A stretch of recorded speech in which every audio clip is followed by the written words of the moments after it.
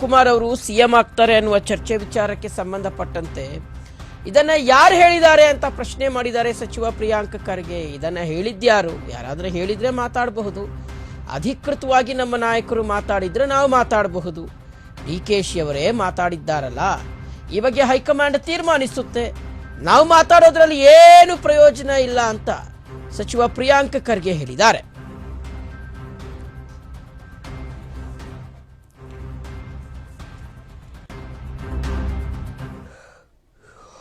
ನೋಡಿ, ಇದು ಆಗಲೇ ಭಾಳ ಸ್ಪಷ್ಟವಾಗಿ ಡಿ.ಕೆ. ಶಿವಕುಮಾರ್ ಸಾಹೇಬರು ಕೂಡ ಹೇಳಿದ್ದಾರೆ.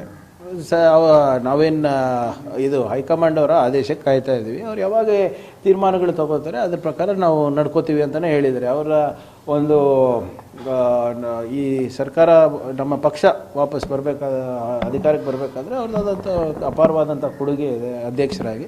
ಸೊ ಅವರು ಮತ್ತು ರಣದೀಪ್ ಸಿಂಗ್ ಸುರ್ಜೇವಾಲಾ ಅವರು, ಕೆ.ಸಿ. ವೇಣುಗೋಪಾಲ್ ಅವರು ಕೂತಿ ಮಾತಾಡಿ ಅದೇನಿದೆ ಪಕ್ಷದ ಹಿತದೃಷ್ಟಿಯಿಂದ ಅವರು ಅಲ್ಲಿ ಮೇಲೆ ಮಾತಾಡ್ಕೋತಾರೆ. But whatever it is, it will ಯಾವಾಗ ಏನಾಗಬೇಕು ಹೈಕಮಾಂಡ್ ತೀರ್ಮಾನ ಆಗ್ತದೆ. ಅದು ಡಿ.ಕೆ. ಶಿವಕುಮಾರ್ ಅವರು ಆಗಲೇ ಹೇಳಿದ್ದಾರೆ, ಇದು ನಾನೇನು ಅಂದ್ಕೊಂಡು ಕೂತಿಲ್ಲಪ್ಪ ಇದಕ್ಕೆ ಅಂತ.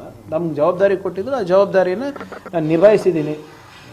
ಮುಂದೆ ಹೈಕಮಾಂಡ್ ಏನು ತೀರ್ಮಾನ ತಗೊಳುತ್ತೆ ಅದಕ್ಕೆ ನಾನು ಬದ್ಧನಾಗಿರ್ತೇನೆ ಅಂತ ಎಲ್ಲರೂ ಹೇಳಿದಾರಲ್ಲ. ನೋಡಿ, ಇದು ಆಗಲೇ ಭಾಳ ಸ್ಪಷ್ಟವಾಗಿ ಡಿ.ಕೆ. ಶಿವಕುಮಾರ್ ಸಾಹೇಬರು ಕೂಡ ಹೇಳಿದ್ದಾರೆ.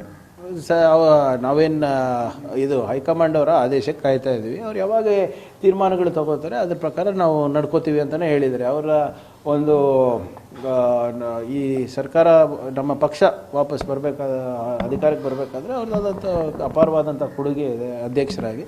ಸೊ ಅವರು ಮತ್ತು